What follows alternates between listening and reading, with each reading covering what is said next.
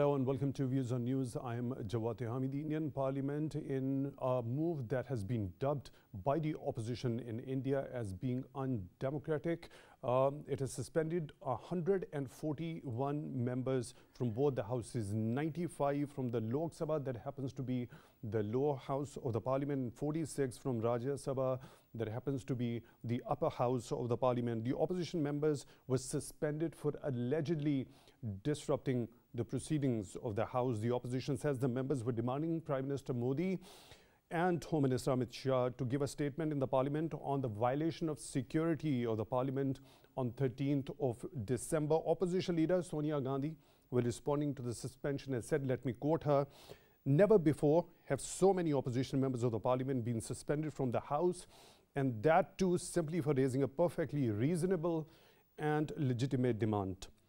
Unquote. Now, opposition has also dubbed it, this particular move, as a mockery of democracy. We'll be taking the panelists' view on to what does that particular depict and how will it bid for Indian democracy overall, and particularly for the opposition, especially vis-a-vis the upcoming general elections that are to be held in May 2024.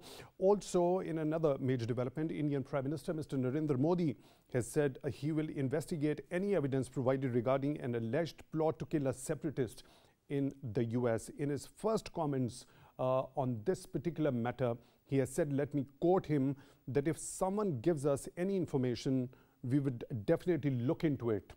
And he has also said a few incidents could not derail ties between the two countries, referencing towards the United States of America in particular. We'll be taking the analysis as to what Prime Minister Modi had to say in this particular interview with the British media outlet Financial Times. For that, we are honored to have been joined in the studio by Mr. Abdullah Khan.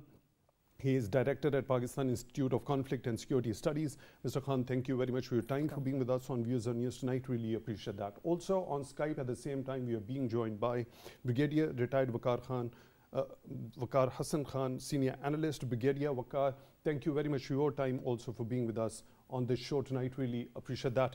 Let me begin the discussion with you, Mr. Khan. Now, this particular move at the Indian Parliament, when the winter session is already underway, the suspension of such a huge number of the opposition members, both from the lower house as well as the upper house, what does that basically depict? Is there any specific mindset behind that?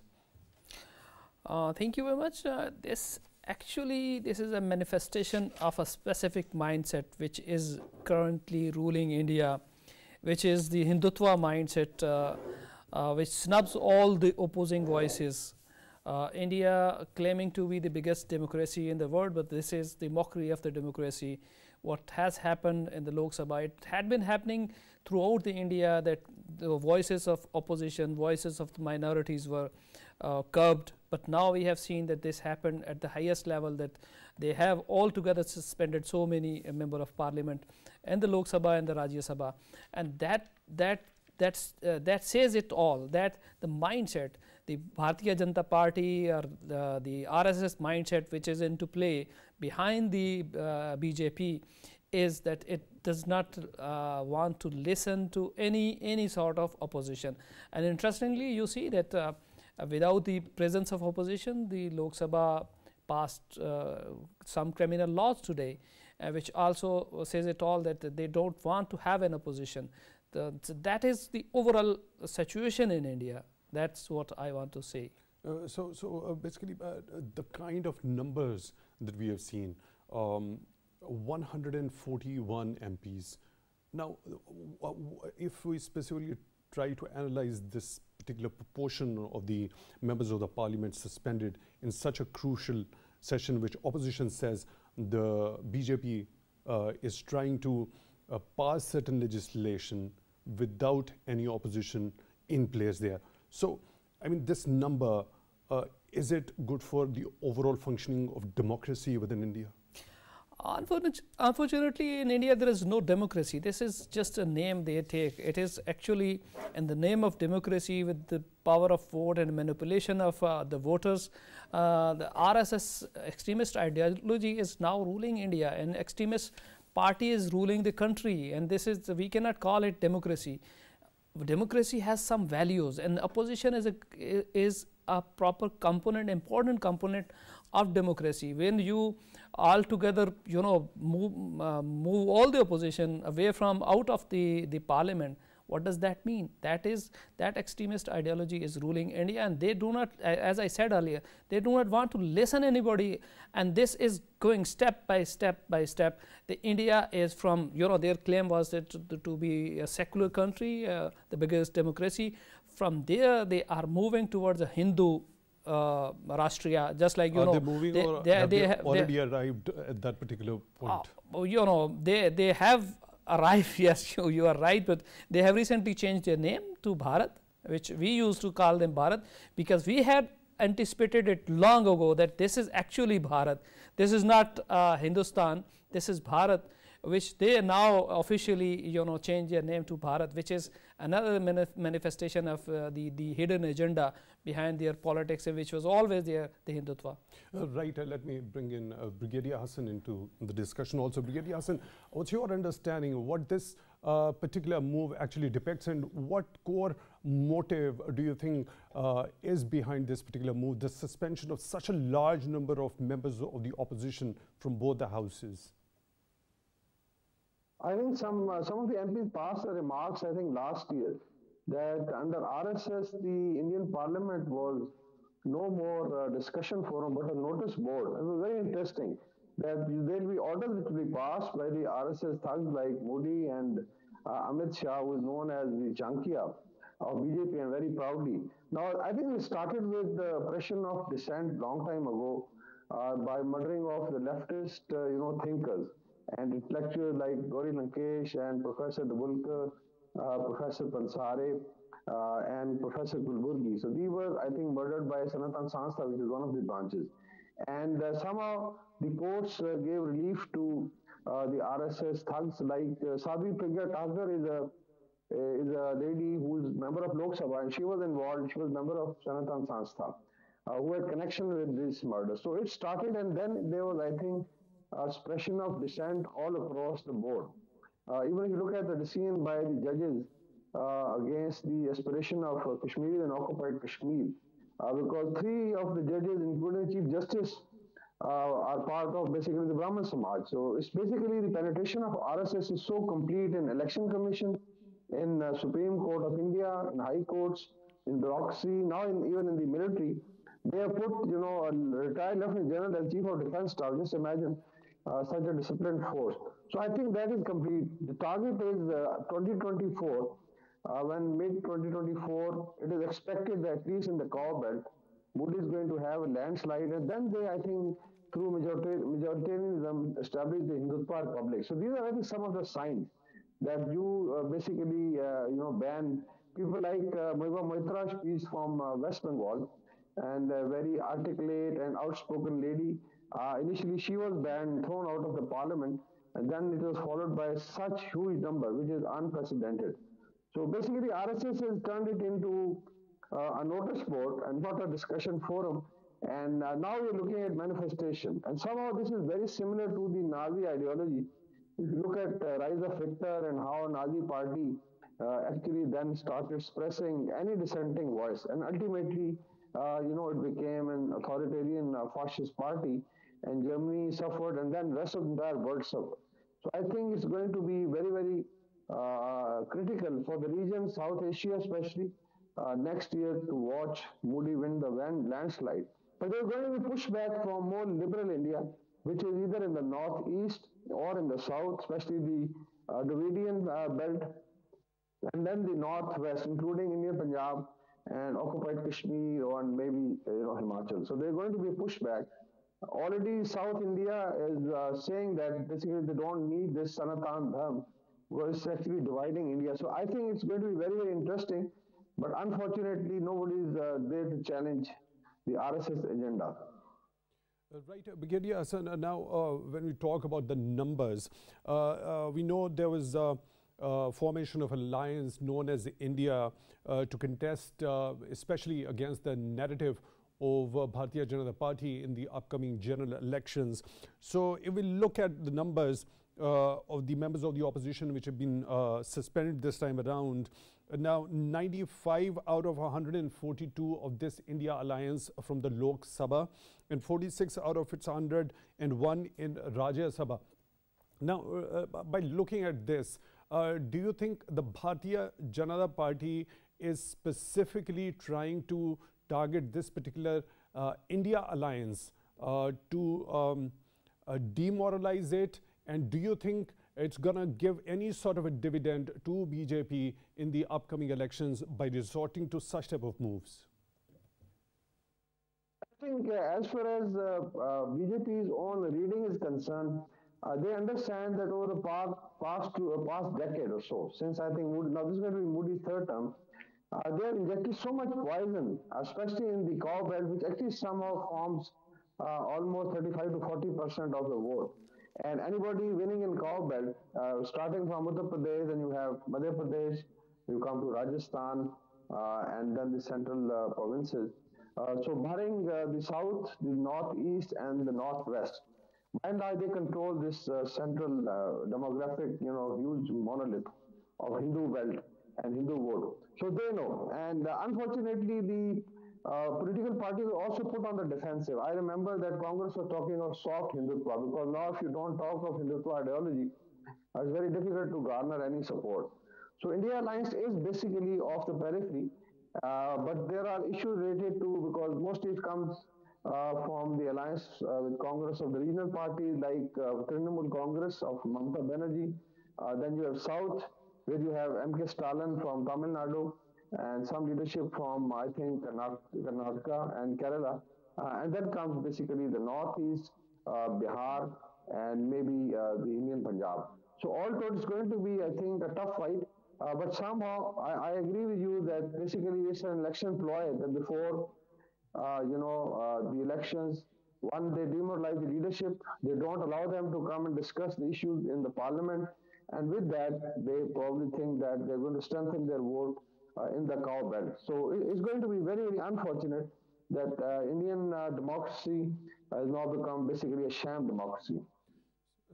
So if we talk about, do you think this particular ploy to get that very support from the voters and the supporters, do you think BJP is going to get that sort of support because of this such undemocratic move that it has already carried out? Actually, the RSS cadre is so much organized. You'll be surprised that there are WhatsApp forums of RSS and their shakhas, basically branches down to villages, which may be having 1 lakh members on a WhatsApp group. The other is they've been able to basically sell the anti-Muslim and anti-minority narrative in such a manner, then project Modi. So if you look at the gimmickry, one was Ayodhya, Babri Mosque issue, they got the decision, and I think they are now, they've almost inaugurated the Ram Mandir. Then you had the occupied Kashmir, the so-called paper integration, again a promise by the BJP. They even exploited, the moon landing and the technology, which was basically, I think, structured by the Congress as far as their ISRO and space program is concerned. So basically, this is how they've been able to sell that probably BJP is the party which can take India up into the Committee of Nations and make it a superpower. And a lot of people actually buy this. So it's very difficult, especially in the cow belt, to sell any other narrative. You've seen the mob lynching, you've seen open lynching of Muslims, burning of Christian churches in Manipur, where they were able to divide actually Hindu and Christian community. And somehow it sells, if you look at what Bollywood is doing, what the corporate India, like if you look at the elections last year, I think $7 billion was spent in the elections, and $4 billion was spent by, or equal to that, by BJP. So corporate India, which comprises of Adani's and Ambani's, basically the Gujarati tycoons, they actually bankroll the RSS agenda. And somehow, even in the media, look at NDTV, which was one of the liberal voices, I think 50% shares have been bought by Adani. So 70% media now controlled by, I would say, corporate India, which supports Modi. So it's a very, very tough call for the opposition. Right, Brigadier Hassan, I'll come back to you to take your detailed view regarding certain other aspects. For now, we are honored to have been joined on the phone line by another participant, Dr. Salma Malik, Foreign Affairs expert. Dr. Malik, thank you very much for your time, for being with us on Views on News tonight. Really appreciate that. What's your understanding of this particular move by the Bharatiya Janata Party's government to suspend 140 members of the opposition? Do you think this particular move actually depicts the fact that BJP is actually afraid of that alliance known as India in the upcoming general elections, that it could pose a big challenge to it? Thank you so much for having me over. I'm most grateful. It is a mix of all of these things that you have mentioned, but I would also be a little skeptical of the good intent that we want to look into as better humans about BJP's intent. What they're basically playing is to the foreign galleries, because a lot of Modi's legitimacy is drawn from the foreign diaspora, the Indian diaspora who are based abroad, plus the fact that US is a very much needed partner for India, and they would not like to antagonize the US beyond a single point. So the type of pressure that has built from the US as well as the foreign lobbies, India is just simple and very, very simply trying to appease them.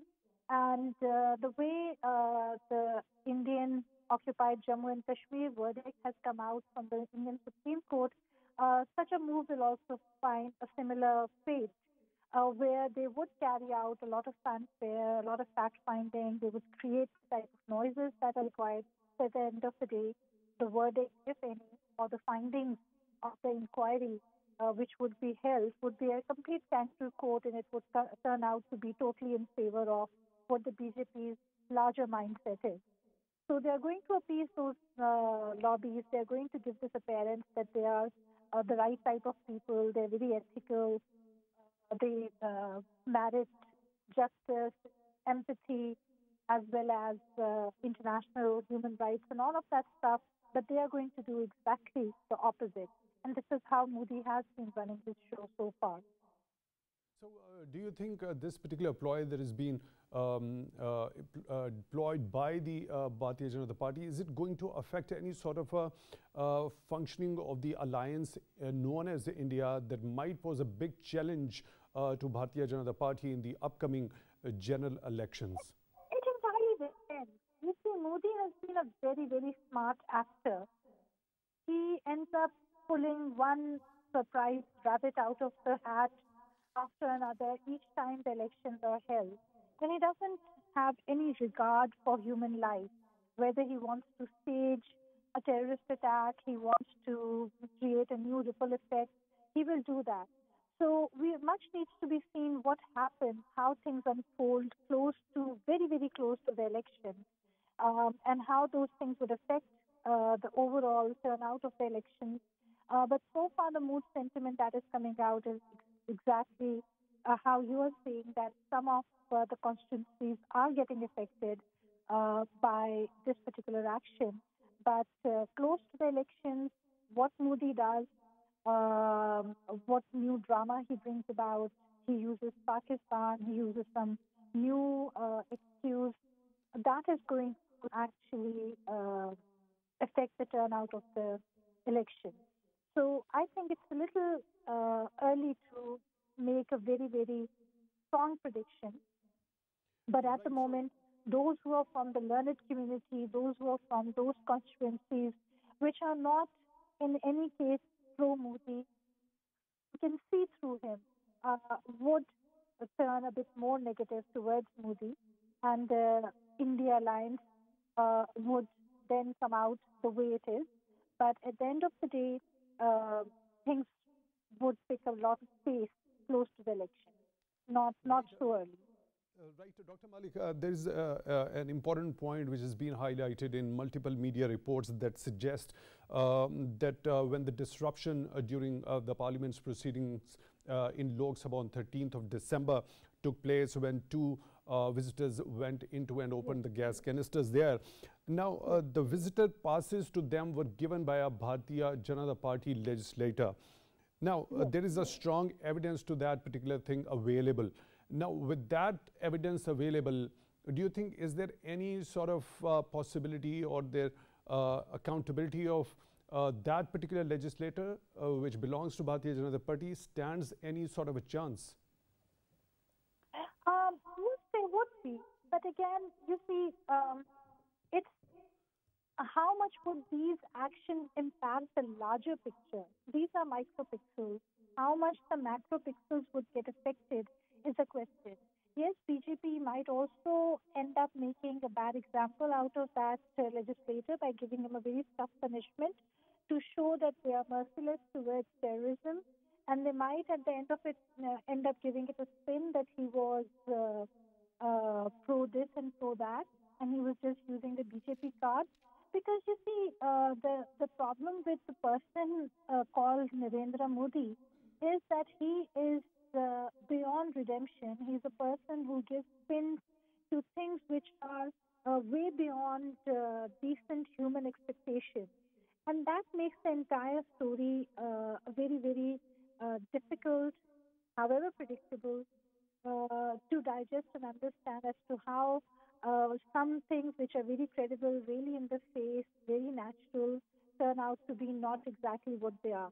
But having said that, yes, this legislator would be inquired upon. They would punish him. They would do whatever they need to do. But the larger outcome would be different. Perhaps the beans were spilled out before the story actually matured, and this time their bluff was called. So it could be anything. I mean, when we look at the Indian action of the cruise missile misfire, quote unquote, it is very difficult to take Indian apology or India saying that this was actually an accidental fire on the face value, because there's so much that is happening from the Prime Minister's, Indian Prime Minister's office, that it becomes a very little difficult to trust or take things at the face value. So there are multiple things that Modi's regime or the people close to him aim to achieve out of one action. And this could be one of those things. So perhaps it's conspiracy theory going a bit too deep, but that's how it is. Right, your point is well taken. Another important development now, in his interview with Financial Times, Prime Minister Modi has said that we will definitely investigate into that particular allegation of assassination plot on the US soil. Now, do you think this particular interviewer saying that India would investigate that particular allegation of the assassination plot, is it a ploy by Prime Minister Narendra Modi to reduce that pressure that has been on the Indian government from both Canada and the US at the same time?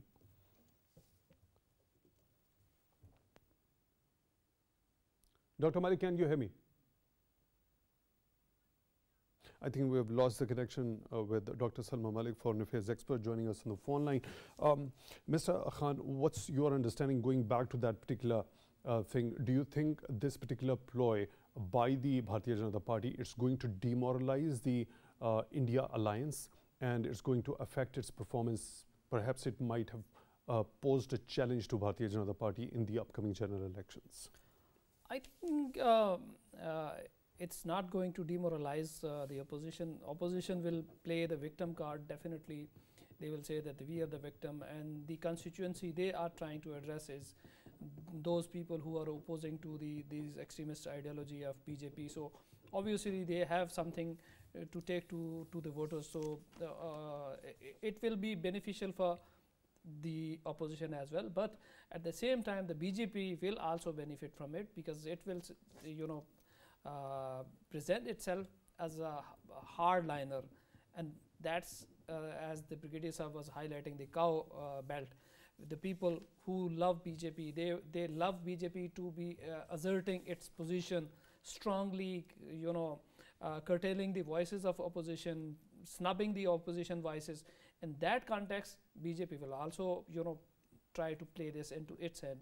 But I think overall, this may remain for a short period of time.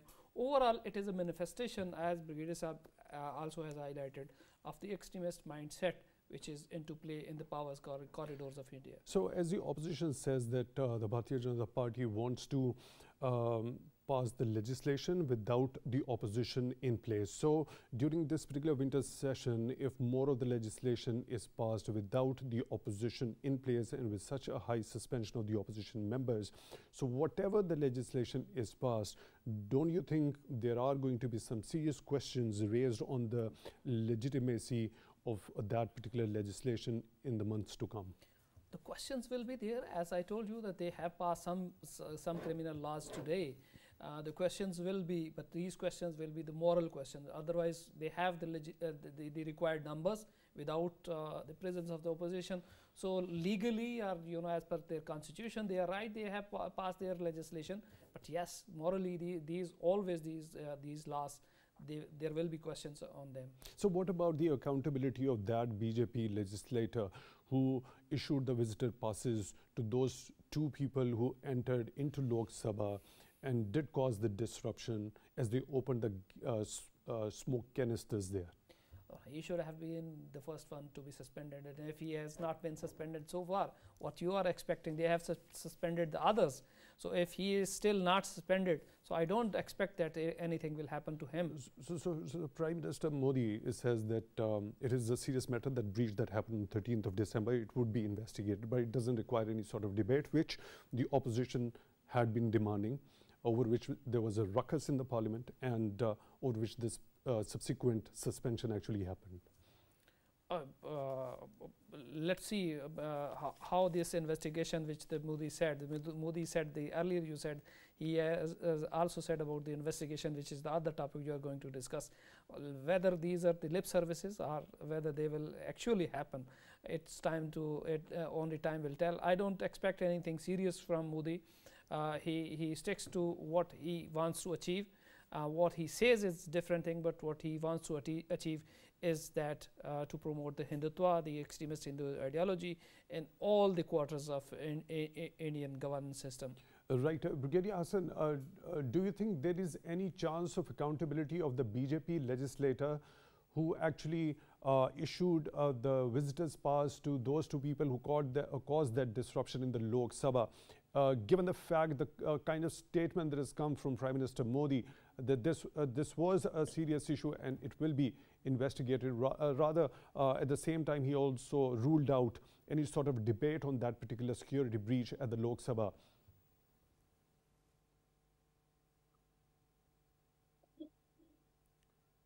Brigadier Hassan, can you hear me, please? Yeah, I can. Are you asking me?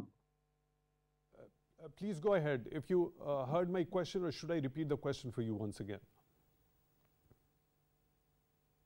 Brigadier Hassan, can you hear me, please? I think, unfortunately, we have lost the connection with Brigadier Hassan, and we'll try to reconnect as soon as we reconnect with him. And in the meantime, we'll go back to Mr. Khan. I think we've got reconnected to Brigadier Hassan. Brigadier Hassan, what about the chances of the accountability of that BJP legislator who issued rather the visitors passes to those two people who actually disrupted the proceedings at the Lok Sabha on 13th of December? Yeah, I think it's going to be basically subjective and gimmickry. And there have been more serious, allegations on BJP MPs. There are MPs who have been openly abusing Muslim community. They're calling for the genocide openly on loudspeakers, on public announcement systems, in the Hindu belt especially. There have been no actually inquiry regarding that, but those are more serious issues. And if you remember, in the parliament, I think this year, there was an MP who basically passed very derogatory remarks against a Muslim parliamentarian, and called them terrorists. He called them, certain very derogatory words. and there was no inquiry. Now, in terms of this incident, where the guys jumped into the parliament, and I think there were some smoke grenades also thrown inside. The blame game is now going on both sides, despite that opposition has asked for an inquiry. And it was only opposition which got hold of this guy, and probably they beat him in the parliament also. But otherwise, I think it's going to just be gimmickry with minor punishment. But if you look at 140 MPs not being allowed to sit in the parliament of upper and lower house, that is more serious, because you straight away pass an order and you don't even want to debate. Despite I think they have majority in both the houses, they can always get their laws passed through their coalition. But as far as opposition is concerned, there's no accountability, because they don't even want to listen to discussion. So basically, Parliament, as I said, has become a notice board, and it's hardly a discussion forum. So I don't think it's going to create any serious impact, and their vote bank is intact. People will basically listen to stories told by their social media teams. Basically, this is known as WhatsApp University actually in India, and they will just not pay heed, and nor it's going to dent their vote bank, especially in the cow belt. So I think they are very, very smart as far as this is concerned. Even if you look at the violation of laws, case of Babri Mosque, case of occupied Kashmir, they violated all kind of laws, international, bilateral with Pakistan, and then the domestic laws or constitution of the state. They simply bisected it. And Supreme Court then stamped it. So there is, I think, control on bureaucracy, Election Commission and Supreme Court of India and High Courts, even in the military is now, I think, too much as far as BJP is concerned. Right.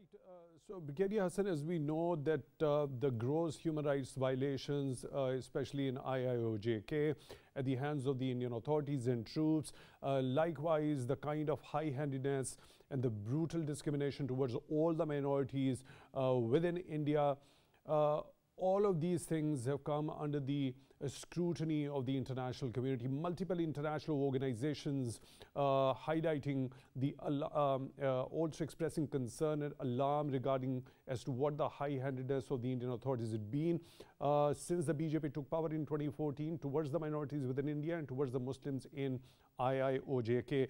Now it has started resorting to the undemocratic practices within the parliament. Do you think the international community is going to take any sort of cognizance, or this particular undemocratic move is going to come under the international community's scrutiny? Yeah, I think Modi knows it, like Israel, doing atrocities in Palestine, and the way they are bombing, and as far as the Western world is concerned, which forms the bulk of international community. When you say international community, basically it's, I think, the Western world, Europe, North America, Australia, and Japan. The rest is all rest. So they've not, I think, even stopped Israel. And Modi knows it.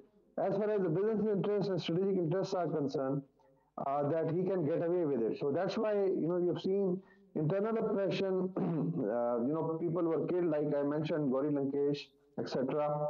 Oppression of Muslims, oppression of Sikhs, and then the Christian community, and even the Adivasi and Dalits, which actually forms almost 77% of India, is being suppressed by these 23%. So they know they can get away with it.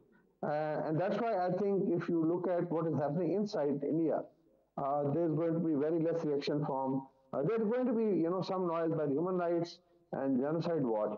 Now, the only, I think, problem that Modi is facing is when he sent death squads to Canada and US and UK, and there the governments are now worried that basically India is now, punching above its weight, and also now it's expanding its, terrorist, expertise into these countries, and now the citizens of these countries. Hassan, a very important and pertinent point that you just mentioned. I'll come back to you to take your detailed view, as there has been a development, a kind of offer of investigation regarding the allegations of the assassination plot on the US soil by Prime Minister Narendra Modi. We are now joined by another participant, Mr. Raza Rumi, senior journalist. Mr. Rumi, thank you very much for your time, for being with us on Views on News tonight. Really appreciate that. Now, the suspension of such a huge number of the opposition members from both the Lok Sabha, the lower house of the parliament in India, and the upper house as well, what motive do you think is behind this particular move, and is it going to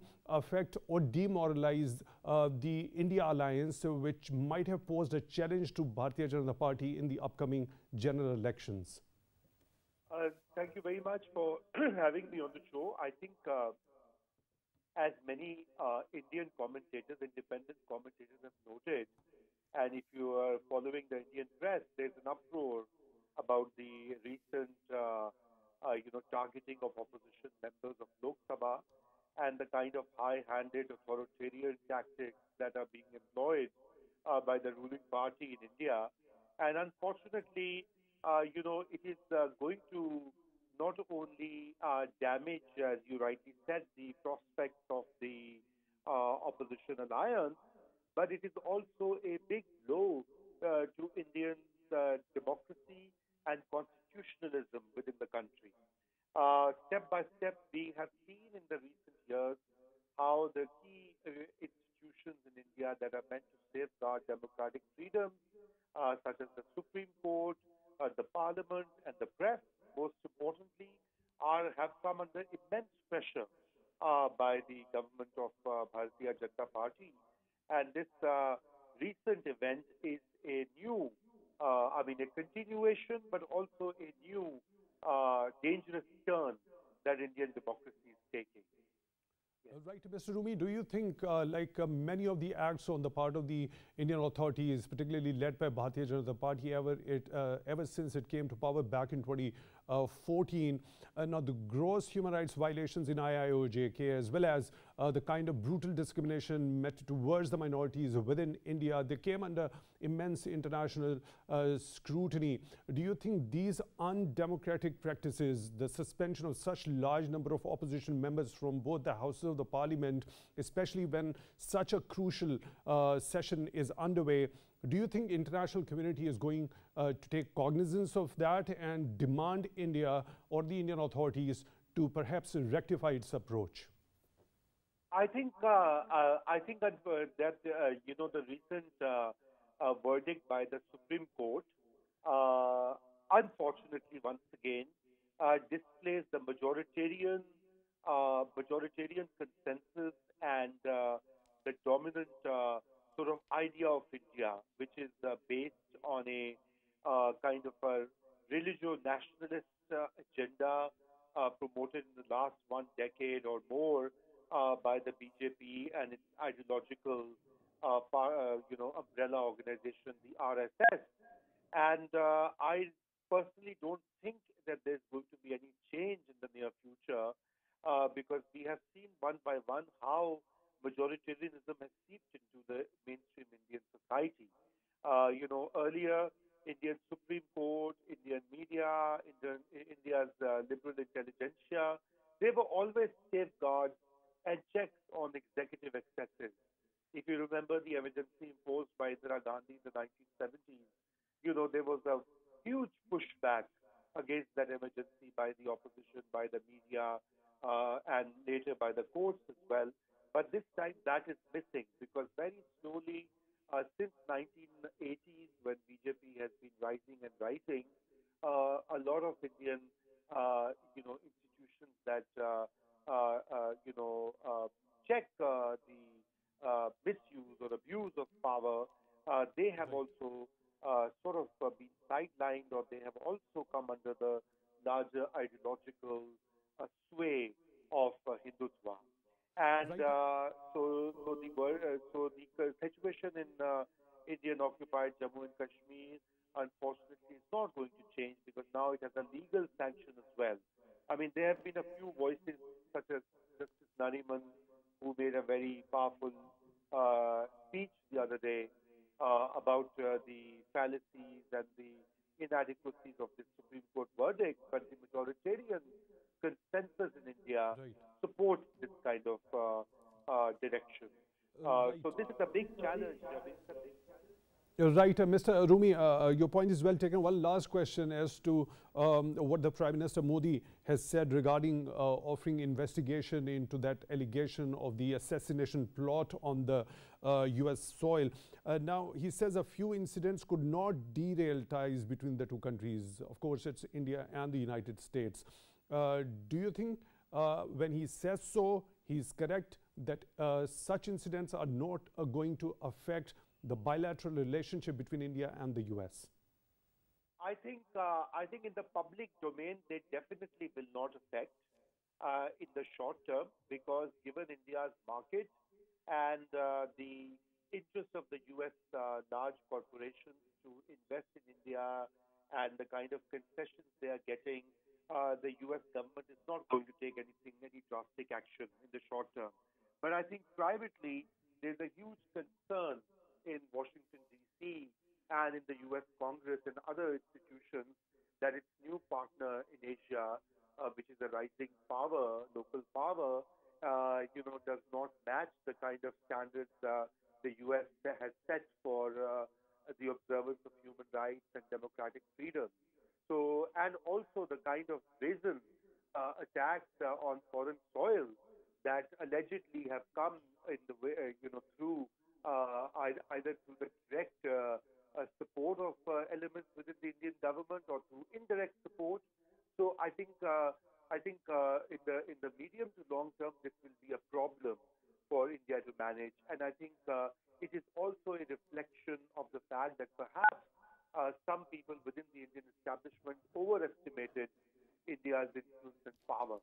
So there's already a lot of back channel discussion and pressure and questioning that is going on.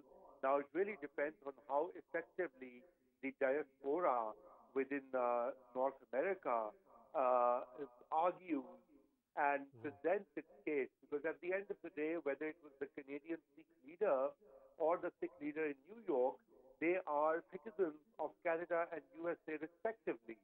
So their protection and the protection of thousands of others who may be vulnerable then falls on the shoulders of the Canadian and American government, and they have to protect them.